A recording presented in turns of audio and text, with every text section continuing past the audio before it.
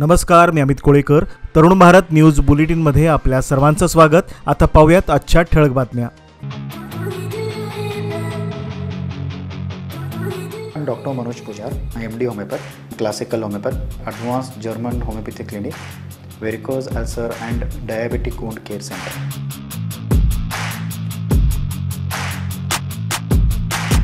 आणि माझं क्लिनिकचं address Kalashri apartment, first floor, Tilakwadi, Khanapur road, Belgaum.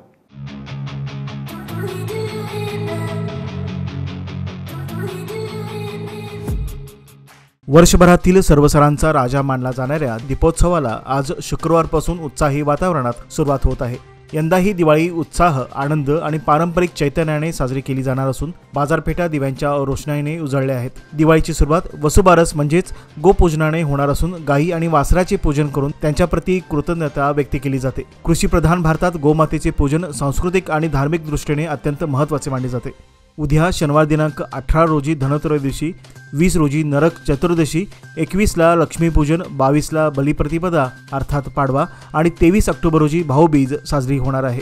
संपूर्ण आठवडाभर साजरा होणारा दीपोत्सव यंदा अधिक भव्य आणि पारंपरिक पद्धतीने साजरा होईल अशी अपेक्षा आहे. सरन्यायाधीशांचा अपमान केल्याच्या प्रकरणाविरोधात दलित संघटनांनी आज बेळगावात जोरदार निदर्शने केली. शहरातील चन्नमा सर्कलपासून जिल्हाधिकारी कार्यालयापर्यंत निदर्शन मोर्चा काढून तीव्र निषेध नोंदविण्यात आला. अपमान करणाऱ्या वकिलाच्या प्रतिकात्मक तिरडीला चन्नमा सर्कल येथे अग्नी देऊन रोष व्यक्त करण्यात आला. सरन्यायाधीश हे भारतीय संविधानाचे रक्षक असून त्यांच्यावरील हा अपमान म्हणजे संविधान आणि डॉक्टर बाबासाहेब आंबेडकर यांच्या विचारांचा अवमान असल्याचा आरोप संघटनेने केला. यावेळी जिल्हाधिकाऱ्यांना निवेदन देण्यात आले. कर्नाटक दलित संघर्ष समितीचे अध्यक्ष, उपाध्यक्ष व अन्य पदाधिकाऱ्यांनी आंदोलनात सक्रिय सहभाग घेतला. दोषी वकिलावर कठोर कायदेशीर कारवाई करून फाशीची शिक्षा द्यावी अशी मागणी यावेळी आंदोलकांनी केली. बागेवाडीहून बेळगावच्या दिशेने जात असलेला 16 चाकी कंटेनर ट्रक हलगा येथील बालाजी कॉन्क्रीटजवळ राष्ट्रीय महामार्गावर गुरुवारी सायंकाळी सुमारे 7च्या सुमारास पलटी झाला. अपघात भीषण असला तरी सुदैवाने कोणतीही जीवितहानी झाली नाही. घटनेची माहिती मिळताच हिरे बागेवाडी पोलीस ठाण्याचे CPI आणि त्यांचे सहकारी घटनास्थळी दाखल होत पुढील तपास सुरू केला. दरम्यान ट्रक चालक आणि त्याच्यासोबत असलेला क्लीनर अपघातानंतर गाडी घटनास्थळी सोडून फरार झाले. या प्रकरणाची नोंद पोलिसांकडून घेण्यात आली असून फरार व्यक्तींचा शोध सुरू आहे. कणेरी मठाचे श्री अदृश्य काडसिद्धेश्वर स्वामीजी यांनी लिंगायत मठाधीशावर केलेल्या टीकेनंतर कर्नाटकभर लिंगायत संघटनांनी तीव्र आंदोलन छेडले आहे. बेळगावातही आज शुक्रवार दिनांक 17 ऑक्टोबर रोजी जिल्हाधिकारी कार्यालयासमोर जोरदार निदर्शने करण्यात आली. जत तालुक्यातील बेळूर येथील एका कार्यक्रमात स्वामीजींनी लिंगायत मठाधीशांना मुख्यमंत्री कृपापत्र नाट्यसंघ अशा शब्दात संबोधून वाद निर्माण केला होता. त्यांच्या या भाषणात वापरलेल्या अपशब्दामुळे संतप्त भावना भडकल्या आहेत. विजापूर जिल्ह्यात 16 आणि 17 ऑक्टोबर रोजी होणाऱ्या कार्यक्रमात स्वामीजींना आमंत्रित करण्यात आले होते. मात्र आंदोलनाच्या पार्श्वभूमीवर विजापूर जिल्हाधिकारी डॉक्टर आनंद के यांनी त्यांना जिल्ह्यात प्रवेशबंदी घातली आहे. पोलिसांच्या अहवालानुसार त्यांच्या उपस्थितीने कायदा आणि सुव्यवस्थेचा प्रश्न निर्माण होऊ शकतो, म्हणून हा निर्णय घेण्यात आला आहे असे समजते.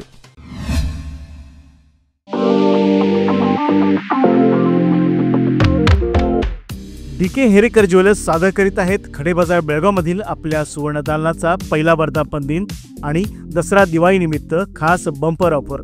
दिनांक 22 सप्टेंबर ते 15 नोव्हेंबर पर्यंत. सोने चांदी खरेदी करा, मिळवा कुपन्स आणि जिंका नामांकित कंपनीची 2 व्हीलर स्कूटर, 55 इंची, 43 इंची, 32 इंची स्मार्ट TV, 300 लिटरचा fridge, washing machine, tab, oven, fan, mixer, इस्त्री आणि बरंच काही. बक्षिसांची लकी ड्रॉ सोडत रविवार दिनांक 16 नोव्हेंबर 2025 रोजी. मग वाट कसली पाहताय? आजच भेट द्या DK हेरेकर ज्वेलर्स, श्री विठ्ठल भवन, संयुक्त महाराष्ट्र चौकाजवळ, खडेबाजार बेळगाव, तसेच तेलीपटे गल्ली, शहापूर बेळगाव येथील आमच्या सुवर्णदालनाला. नियम व अटी लागू. बेळगाव उत्तर मतदारसंघातील 3 शासकीय शाळांना कर्नाटक पब्लिक स्कूल अर्थात KPSचा दर्जा प्राप्त झाला असून त्यामुळे या शाळांमध्ये दर्जेदार शिक्षण आणि आधुनिक सुविधा उपलब्ध होणार आहेत. आमदार सेठ यांच्या प्रयत्नातून या शाळांना KPS मान्यता देण्यात आली आहे. या निर्णयामुळे शैक्षणिक दर्जा उंचावण्यास मदत होणार असून विद्यार्थ्यांना प्रशिक्षित शिक्षक, संगणक आणि विज्ञान प्रयोगशाळा यासारख्या सुविधांचा लाभ मिळणार आहे. यासह शालेय व्यवस्थापन अधिक शिस्तबद्ध आणि कार्यक्षम होईल अशी अपेक्षा व्यक्त केली जात आहे. शाळांना मिळालेल्या या मान्यतेमुळे पालकांमध्ये समाधान निर्माण झाले असून शासकीय शाळांवरील विश्वास अधिक दृढ होण्याची शक्यता वर्तवण्यात येत आहे. दिवाळीच्या पार्श्वभूमीवर बेळगावातील बाजारपेठा उत्सवमय वातावरणाने नटल्या असून ग्राहकांना आकर्षित करण्यासाठी विविध दुकाने आकर्षक सजावट, सवलती आणि ऑफरसह सज्ज झाली आहेत। यंदा काही वस्तूवरील जीएसटी दरात कपातीमुळे दुचाकी वाहने व अन्य वस्तूंच्या किमती कमी झाल्या असून ग्राहकांचा खरेदीकडे ओढा वाढलेला दिसतो। परिणामी शहरातील प्रमुख बाजारपेठांमध्ये ग्राहकांची मोठ्या प्रमाणात गर्दी उसळली आहे। ओल्ड पीबी रोडवरील माणिकबाग सुझुकी, हंस टॉकीज रोडवरील मंगलदीप कलेक्शन, उद्यमबाग येथील कला श्रीबंब आणि स्टील फर्निचर, गणपत गल्लीतील कार्तिका सारीज, गणेशपूर गल्लीतील श्री पांडुरंग सिल्वर आर्ट, किलोस्को रोडवरील नायरा कलेक्शन, रामदेव गल्लीतील श्रीराम कलेक्शन आणि भोई गल्लीतील रमेशन अर्कसाली ज्वेलर्स यांच्या दुकानामधून खरेदीसाठी ग्राहकांची मोठी गर्दी उसळली आहे। दुकानदारांनीही यंदा ग्राहकांसाठी विविध सवलती, सणासुदीचे विशेष कलेक्शन आणि आकर्षक स्कीम उपलब्ध करून दिल्या आहेत। त्यामुळे शहरात दिवाळी खरेदीचा उत्साह शिगेला पोहोचला असून बाजारपेठा चैतन्याने भरल्या आहेत। दिवाळी सणाच्या पार्श्वभूमीवर बेळगाव शहर आणि परिसरात सणासुदीचा उत्साह अनुभवायला मिळत असून बाजारपेठेमध्ये खरेदीला उधाण आले आहे। बहुतेक घरामध्ये फराळासाठी लागणाऱ्या साहित्याची खरेदी पूर्ण झाली असून घराघरामधून खमंग फराळाचा सुगंध दरवळत आहे। महागाईचे सावट असले तरीही नागरिकांचा खरेदीकडे ओढा कायम आहे। ऑनलाईन खरेदीचा कल वाढलेला असतानाही स्थानिक विक्रेत्याकडून खरेदी करण्याबाबत जागरूकता वाढली आहे। याशिवाय काही वस्तूवरील जीएसटी दर कमी झाल्यामुळे बाजारपेठेत सकारात्मक चैतन्य निर्माण झाले आहे। परिणामी यंदाची दिवाळी बाजारपेठासाठी आणि स्थानिक व्यापाऱ्यांसाठी आशादायक ठरत आहे। सर्वोच्च न्यायालयाचे मुख्य न्यायाधीश BR गवई यांच्यावर चप्पल फेकल्याच्या घटनेतील आरोपीला तातडीने अटक करण्याच्या मागणीसाठी विजयपूरमधील दलित, प्रगतशील आणि अल्पसंख्याक संघटनांनी गुरुवारी बंदची हाक दिली होती। या बंदला विजापूर नागरिकांचा उत्स्फूर्त प्रतिसाद मिळाला। शहरातील बहुतांश दुकाने, बाजारपेठा आणि सार्वजनिक वाहतूक पूर्णतः बंद होती। औषधे, रुग्णालये, बँका आणि पेट्रोल पंप वगळता सर्व सेवा ठप्प होत्या। सकाळपासूनच आंदोलक विविध ठिकाणी जमले होते आणि शहरात तीव्र निषेध आंदोलन झाले। या घटनेचा तीव्र शब्दात निषेध नोंदवत आरोपीला तात्काळ अटक करण्याची मागणी यावेळी करण्यात आली। बेळगाव शहरात मोकाट कुत्र्यांच्या वाढत्या संख्येमुळे आणि त्यांच्याद्वारे होणाऱ्या हल्ल्यांच्या घटनांमुळे नागरिक त्रस्त झाले आहेत। 4 दिवसापूर्वी गांधीनगर परिसरात एका चिमुकलीवर कुत्र्यांनी हल्ला करून तिला गंभीर जखमी केले होते। सध्या दर 4 दिवसात एक तरी कुत्र्यांच्या हल्ल्याची घटना घडत असून प्रशासनाकडून योग्य उपाययोजना न झाल्याने ही गंभीर समस्या बनत आहे। श्रीनगर येथील एका शेल्टरमध्ये भटक्या कुत्र्यांचे निर्बीजीकरण सुरू असले तरी जागेअभावी ही प्रक्रिया अडथळ्यांची ठरत आहे। त्यामुळे आता हिरेबागेवाडी येथे तात्पुरते शेड उभारून निर्बीजीकरणाचे काम हाती घेण्यात आले असल्याची माहिती मनपा आयुक्त शोभा बी यांनी दिली। शहरातील काही हॉटेल्स आणि मांस विक्री केंद्रावर अन्नाचे उरलेले अवशेष उघड्यावर फेकले जात असल्यामुळे कुत्र्यांचा वावर अधिक वाढल्याचे आढळून आले आहे। त्यामुळे अशा प्रकारे उरलेले अन्न आणि मांस उघड्यावर टाकणाऱ्यावर कारवाई करण्यात येईल असा इशाराही आयुक्तांनी दिला आहे। 3 दशके विश्वासाची, 30 वर्षे लोकमान्याची। सादर आहे लोकमान्य आनंदोत्सव निवेश योजना। 30 महिन्यांच्या ठेवीवर 10.50% व्याज। ज्येष्ठ नागरिकांसाठी अर्धा टक्का अधिक। अधिक माहितीसाठी आमच्या नजीकच्या शाखेला भेट द्या किंवा कॉल करा 180021245050। लोकमान्य, प्रत्येक पावलावर तुमच्या सोबत। फक्त सभासदांकरिता। नियम व अटी लागू। सीमावादाच्या पार्श्वभूमीवर महाराष्ट्र सरकारने एक महत्त्वपूर्ण निर्णय घेतला असून राज्याचे माजी महाभियोक्ता ॲडव्होकेट आशुतोष कुंभकोणी यांची सीमासंबंधी कायदेशीर सल्ला देण्यासाठी नियुक्ती करण्यात आली आहे। सीमा प्रश्नाचे लवकरात लवकर आणि कायदेशीर मार्गाने समाधान व्हावे यासाठी ही नियुक्ती केली गेली आहे। सुमारे 2 वर्षापूर्वी मध्यवर्ती महाराष्ट्र एकीकरण समितीने महाराष्ट्र राज्य सरकारकडे यासंबंधी मागणी केली होती की सीमावादासंदर्भातील साक्षीदारांच्या तयारीसाठी तसेच दाव्याची माहिती असलेले तज्ज्ञ म्हणून कुंभकोणी यांची वकिलांच्या पॅनलवर नियुक्ती करावी। या पार्श्वभूमीवर महाराष्ट्र सरकारने अखेर कुंभकोणी यांची सीमाप्रश्नी कायदेशीर सल्लागार म्हणून नियुक्ती करण्याचा निर्णय घेतला आहे।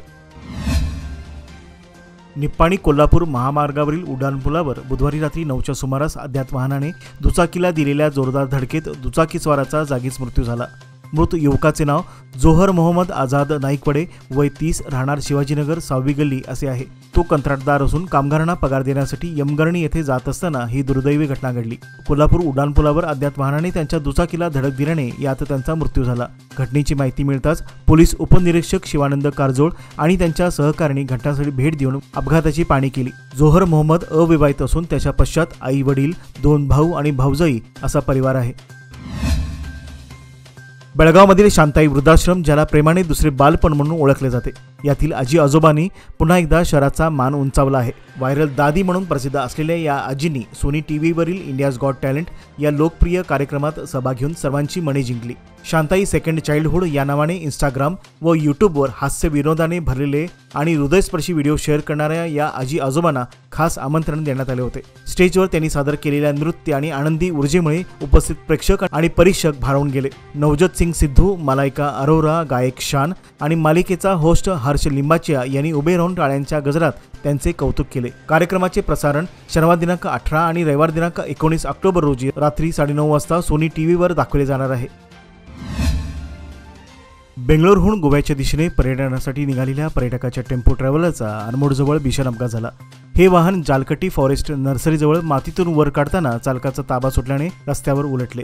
या अपघातात वाहन चालक गंभीर जखमी झाला असून अन्य 8 प्रवाशांना किरकोळ दुखापत झाली आहे। अपघातग्रस्त वाहन क्रमांक K53D1084 हे बेळगावहून गोवा येथे जात होते। या अपघातात प्रज्वल बसवराज वय 19 राहणार बेंगळूर हा चालक गंभीर जखमी झाला असून त्याला तातडीने 108 रुग्णवाहिकेद्वारे प्रथम रामनगर सरकारी रुग्णालयात दाखल करण्यात आले। त्यानंतर पुढील उपचारासाठी बेळगाव जिल्हा रुग्णालयात हलवण्यात आले असल्याचे समजते। याचबरोबर आजचे बातमीपत्र येथेच संपले। अधिक माहिती आणि ताज्या घडामोडीकरता पाहत रहा तरुण भारत न्यूज चॅनल। तसेच आमच्या चॅनलला लाईक, शेअर आणि सबस्क्राईब करायला विसरू नका। विश्वासार्ह बातम्यांसाठी दररोज वाचा दैनिक तरुण भारत। धन्यवाद।